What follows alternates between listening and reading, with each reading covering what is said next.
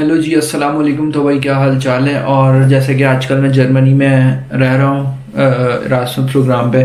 तो अभी मुझे आए हुए एक हफ़्ता ही हुआ है, बट जो मैंने चीज़ें कुछ नोट की हैं तो जर्मनी और इटली के कंपैरिजन में ये वीडियो है।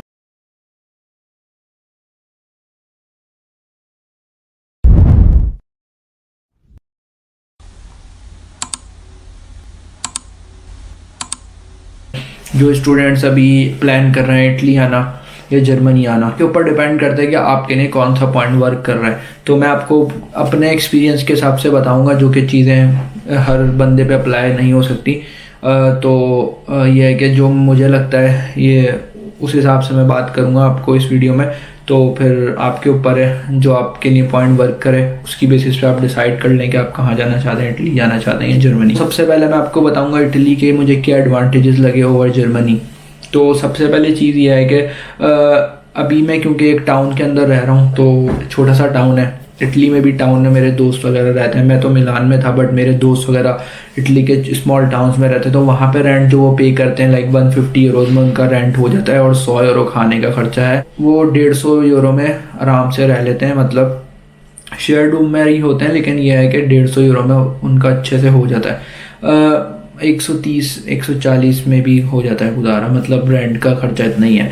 बट यहाँ पे मैं रह रहा हूँ, ये एक यूनिवर्सिटी टाउन है, तो इस वजह से यहाँ पे ये है कि जो इशू है वो जो रेंट वगैरह है वो हाई ज़्यादा लगे मुझे। बट जो ऑब्वियसली वहाँ पे भी टाउन्स हैं इटली में यूनिवर्सिटी वाले, वहाँ पे भी इतना रेंट नहीं है। पर यहाँ पे 300 यूरो रेंट है एक रूम का, जो कि अभी मैंने देखा। थोड़ा वो चेंज हो सकता है ऑब्वियसली, बट जो मुझे लगा पर्सनली मैं उस पर बात कर रहा हूँ। तो जर्मनी इज़ कंपेरेटिवली थोड़ा सा महंगा है, इटली थोड़ा सा सस्ता है रेंट वगैरह के हिसाब से। तो ये एक इशू है जो कि जर्मनी का मुझे लगा इटली के कंपैरिजन में इटली का एडवांटेज है।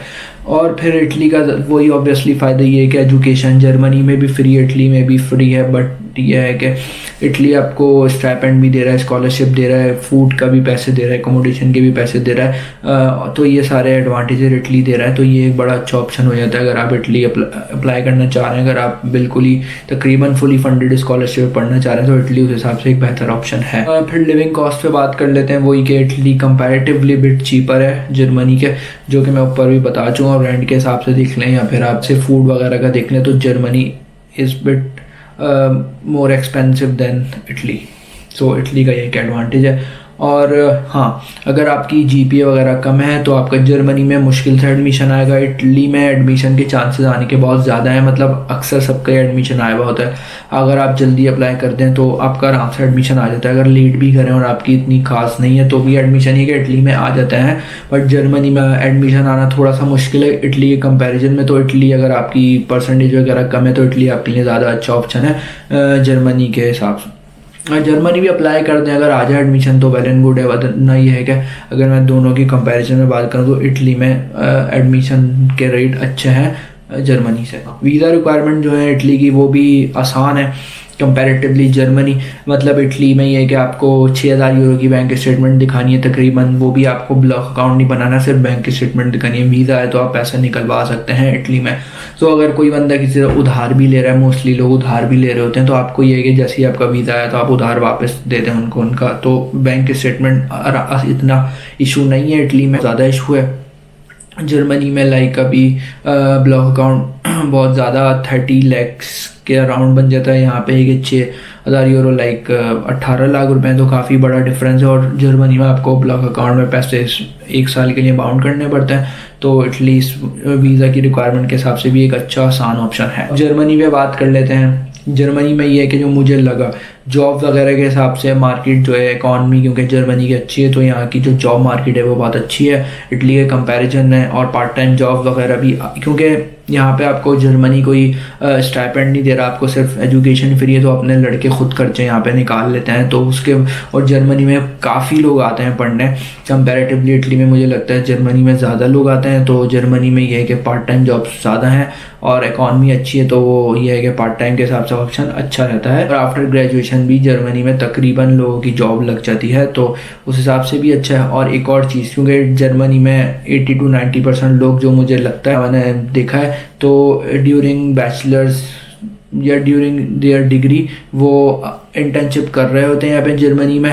इटली में वैसा उतना नहीं है, क्योंकि उतनी आसानी से इंटर्नशिप नहीं लग रही होती ड्यूरिंग आप जब पढ़ रहे हैं। तो ये एक जर्मनी उस हिसाब से अच्छा है, जॉब मार्केट के हिसाब से जर्मनी अच्छा ऑप्शन है। कि फ्री एजुकेशन ऑब्वियसली लाइक ये कह सकते हैं कि भाई आपको फ्री एजुकेशन है तो वो तो एक अच्छा ऑप्शन है ही।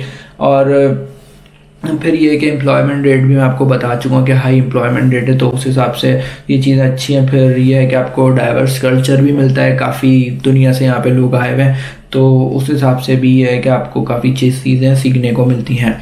और यह है कि इकॉनमी स्ट्रॉन्ग है जर्मनी की, जिसकी वजह से जो यहाँ की इंडस्ट्रीज़ वगैरह हैं वो अच्छी हैं, तो आपको जॉब आसानी से मिल जाती है। जॉब मार्केट बहुत ज़्यादा बड़ी है कंपैरेटिवली इटली के, तो ये है। और ये सारे पॉइंट्स है जो कि मुझे लगे। वीज़ा रिक्वायरमेंट है जर्मनी की वो थोड़ी सी मुश्किल है, क्योंकि यह है कि जर्मनी में क्योंकि आपको ब्लॉक अकाउंट दिखाना पड़ता है, जो कि तकरीबन मेरे ख्याल से 10,000 यूरो का है, तो वो थोड़ी एक इशू है ब्लॉक अकाउंट। फिर आपको 1 साल तक बाउंड करने पड़ते हैं पैसे, तो वो थोड़ा मसला रहता है काफ़ी लोगों के लिए। तो जो स्टूडेंट्स मिडिल क्लास हैं उनके लिए इशू हो जाता है। तो दोनों मैं अपने पर्सनल एक्सपीरियंस के हिसाब से बता रहा हूँ एडवांटेजेस इटली और जर्मनी के, तो आपके हिसाब से वर्क कर सकती हैं चीज़ें और कुछ वर्क नहीं कर सकती।